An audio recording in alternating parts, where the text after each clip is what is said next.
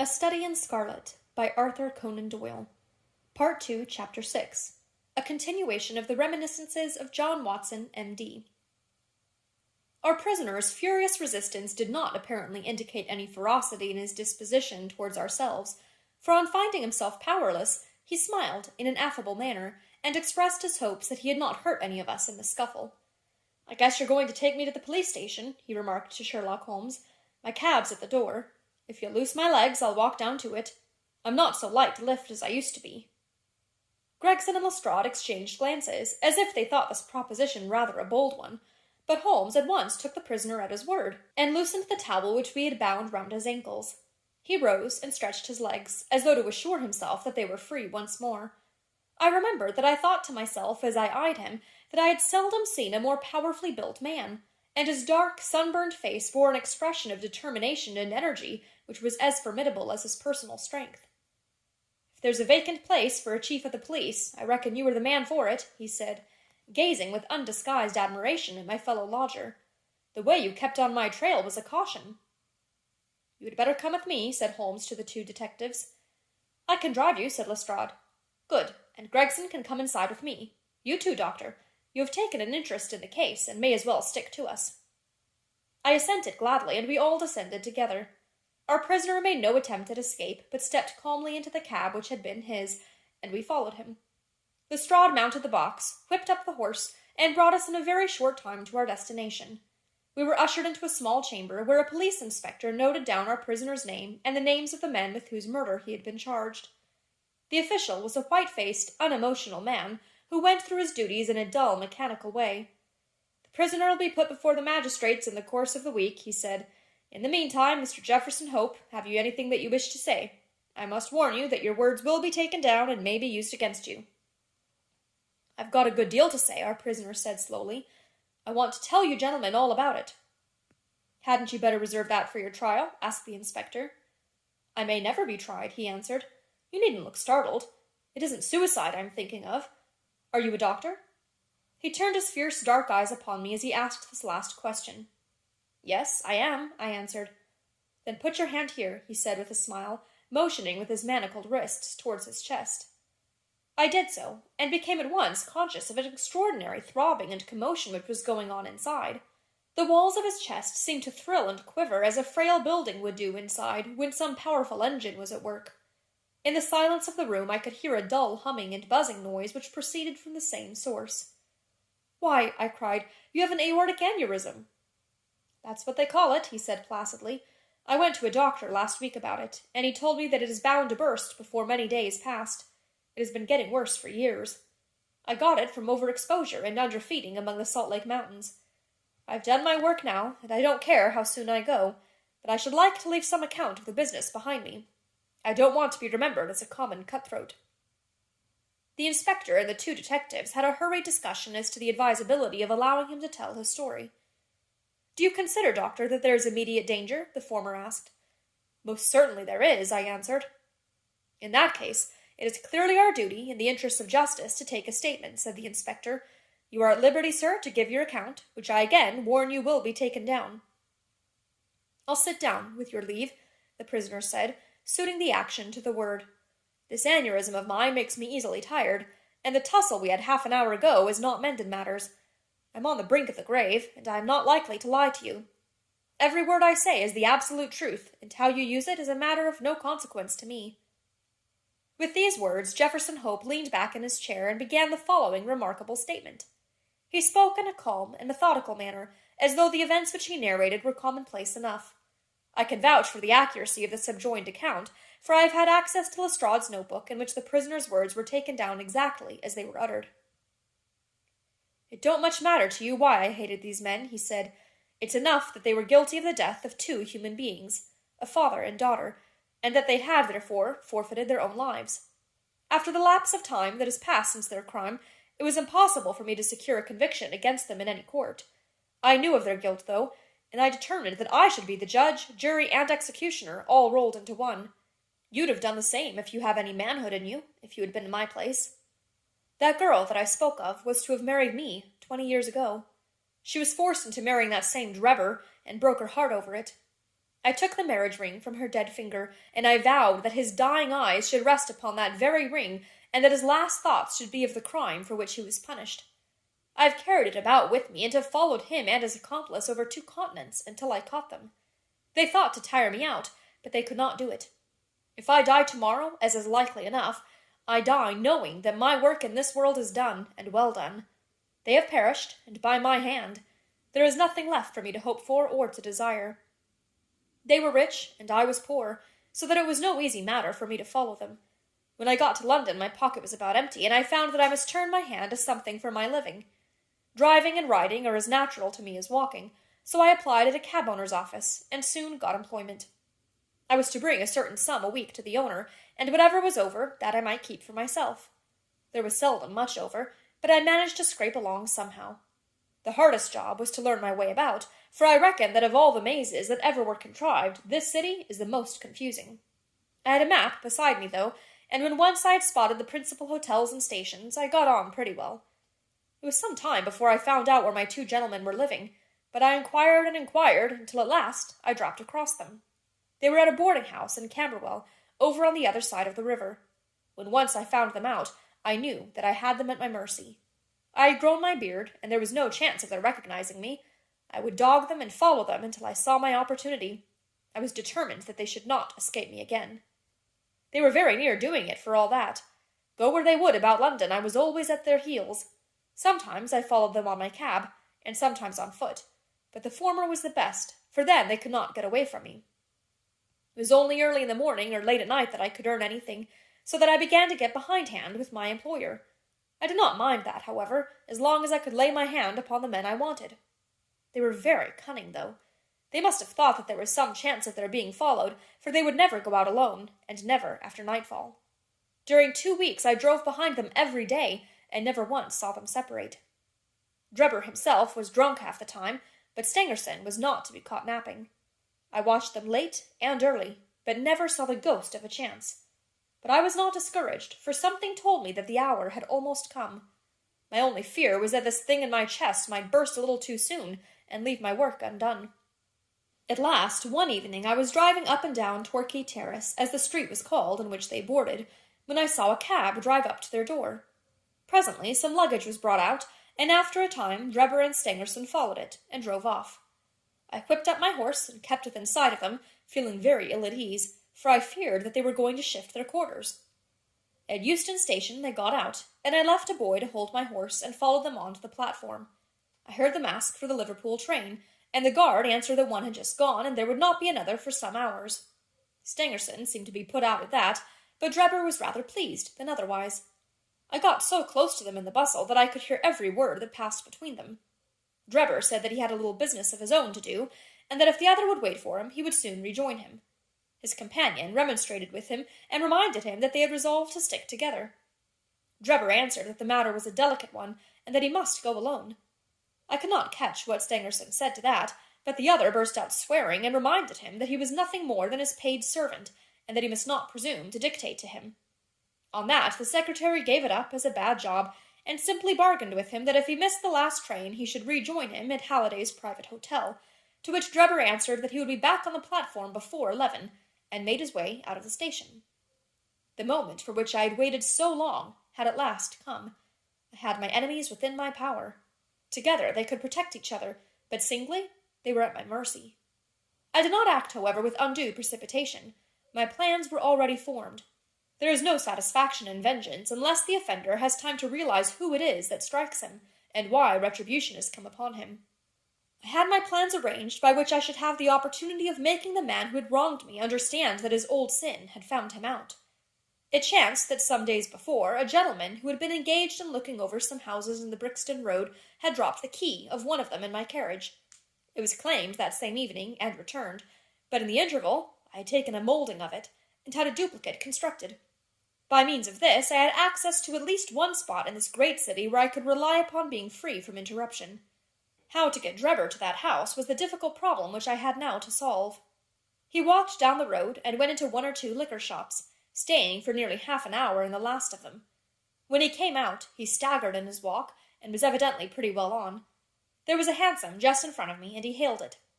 I followed it so close that the nose of my horse was within a yard of his driver the whole way.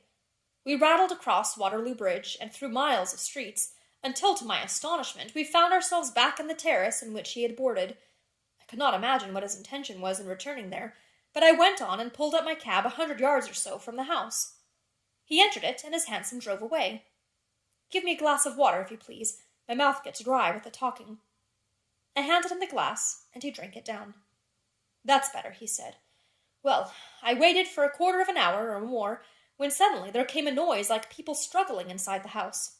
Next moment the door was flung open, and 2 men emerged, one of whom was Drebber, and the other was a young chap whom I had never seen before.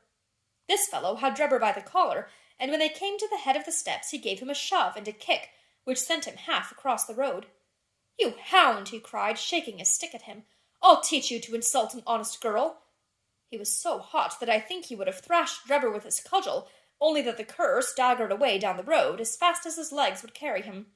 He ran as far as the corner, and then seeing my cab, he hailed me and jumped in. "Drive me to Halliday's private hotel," said he. When I had him fairly inside my cab, my heart jumped so with joy that I feared lest at this last moment my aneurism might go wrong.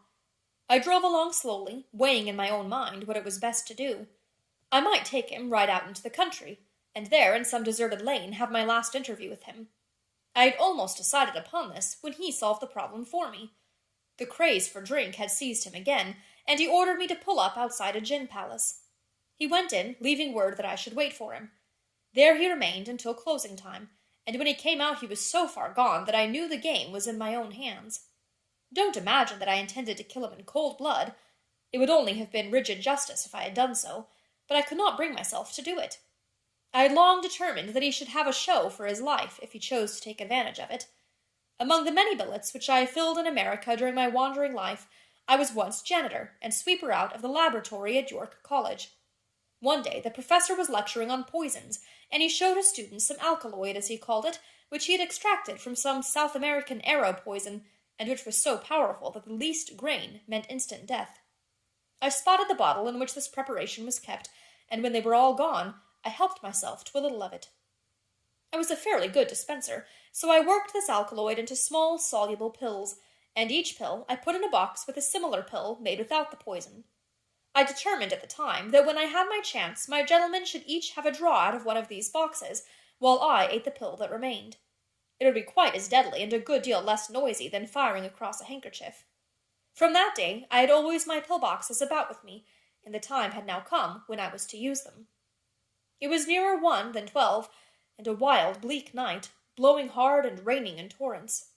Dismal as it was outside, I was glad within, so glad that I could have shouted out from pure exultation.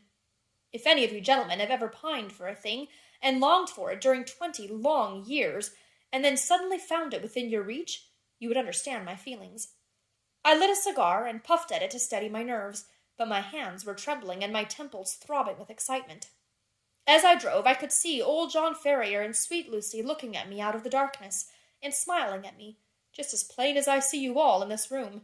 All the way they were ahead of me, one on each side of the horse, until I pulled up at the house in the Brixton Road. There was not a soul to be seen, nor a sound to be heard except the dripping of the rain. When I looked in at the window, I found Drebber all huddled together in a drunken sleep. I shook him by the arm. "It's time to get out," I said. "All right, cabby," said he. I suppose he thought we had come to the hotel that he had mentioned, for he got out without another word and followed me down the garden. I had to walk beside him to keep him steady, for he was still a little top-heavy. When we came to the door, I opened it and let him into the front room. I give you my word that all the way the father and the daughter were walking in front of us.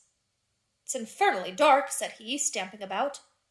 "We'll soon have a light," I said, striking a match and putting it to a wax candle which I had brought with me. "Now, Enoch Drebber," I continued, turning to him and holding the light to my own face, "who am I?" He gazed at me with bleared, drunken eyes for a moment, and then I saw a horror spring up in them and convulse his whole features, which showed me that he knew me. He staggered back with a livid face, and I saw the perspiration break out upon his brow, while his teeth chattered in his head. At the sight, I leaned my back against the door and laughed loud and long.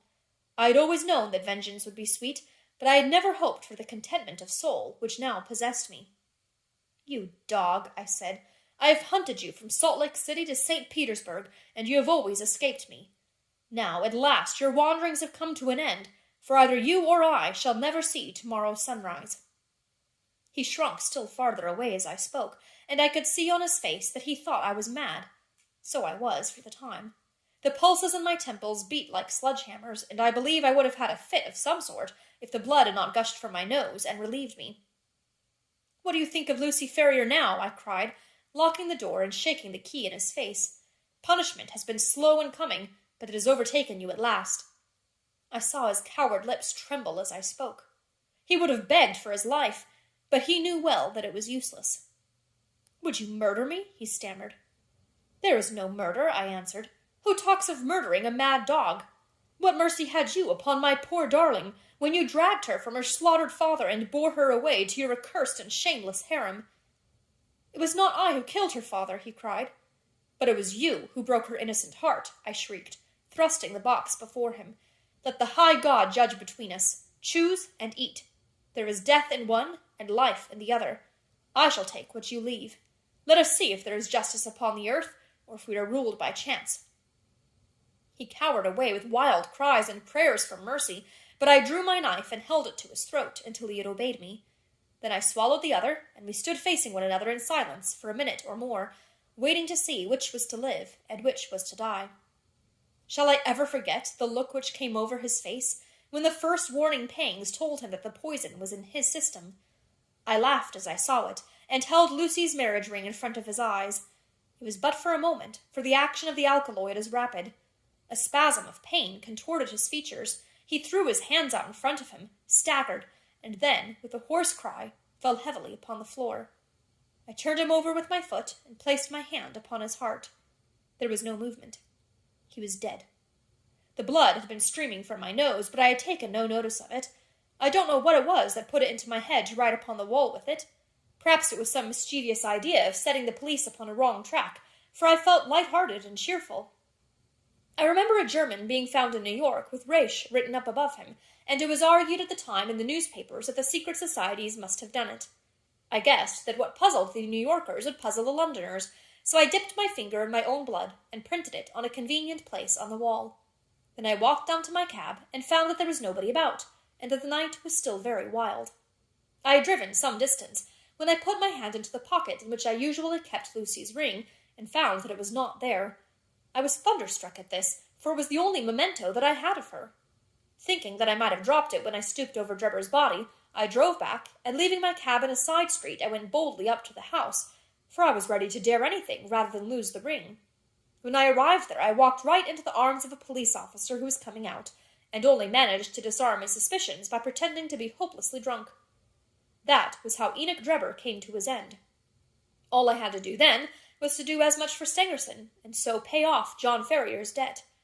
I knew that he was staying at Halliday's private hotel, and I hung about all day, but he never came out. I fancy that he suspected something when Drebber failed to put in an appearance. He was cunning, was Stangerson, and always on his guard. If he thought he could keep me off by staying indoors, he was very much mistaken. I soon found out which was the window of his bedroom, and early next morning I took advantage of some ladders which were lying in the lane behind the hotel, and so made my way into his room in the grey of the dawn. I woke him up, and told him that the hour had come when he was to answer for the life he had taken so long before. I described Drebber's death to him, and I gave him the same choice of the poisoned pills. Instead of grasping at the chance of safety which that offered him, he sprang from his bed and flew at my throat. In self-defense, I stabbed him to the heart. It would have been the same in any case, for Providence would never have allowed his guilty hand to pick out anything but the poison. I have little more to say, and it's as well, for I'm about done up. I went on cabbing it for a day or two, intending to keep at it until I could save enough to take me back to America. I was standing in the yard when a ragged youngster asked if there was a cabby there called Jefferson Hope, and said that his cab was wanted by a gentleman at 221B Baker Street. I went round, suspecting no harm, and the next thing I knew, this young man here had the bracelets on my wrists, and as neatly shackled as ever I saw in my life. That's the whole of my story, gentlemen. You may consider me to be a murderer, but I hold that I am just as much an officer of justice as you are." So thrilling had the man's narrative been, and his manner was so impressive, that we had sat silent and absorbed. Even the professional detectives, blasé as they were in every detail of crime, appeared to be keenly interested in the man's story. When he finished, we sat for some minutes in a stillness which was only broken by the scratching of Lestrade's pencil as he gave the finishing touches to a shorthand account. "There is only one point on which I should like a little more information," Sherlock Holmes said at last. "Who was your accomplice who came for the ring which I advertised?" The prisoner winked at my friend jocosely. "I can tell my own secrets," he said, "but I don't get other people into trouble. I saw your advertisement, and I thought it might be a plant, or it might be the ring which I wanted. My friend volunteered to go and see. I think you'll own he did it smartly." "Not a doubt of that," said Holmes heartily.